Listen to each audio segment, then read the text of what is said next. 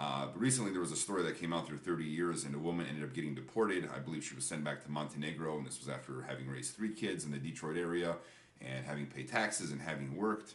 And it tugs on my heartstrings also. But having grown up around 80 to 100 and some odd, immigrants that I had grown up around, people that had 20 years before my family and myself had come to this country, to up to just recently, probably about 8 months ago, the last person I know that went for their citizenship.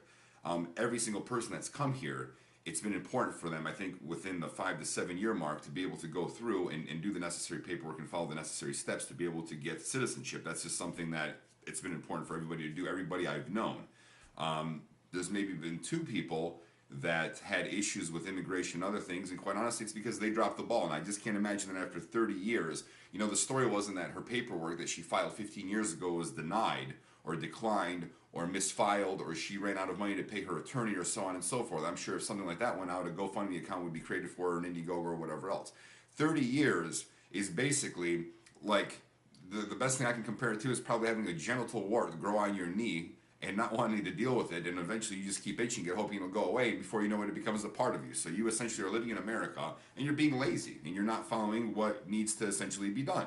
I just don't buy that after 30 years. And by the way, she got sent to Montenegro. It'd be good if people who actually read the article would at least find out where Montenegro is, so at least educate yourself on as much as you can. Don't read the article to get offended, which I think the majority of people actually do nowadays.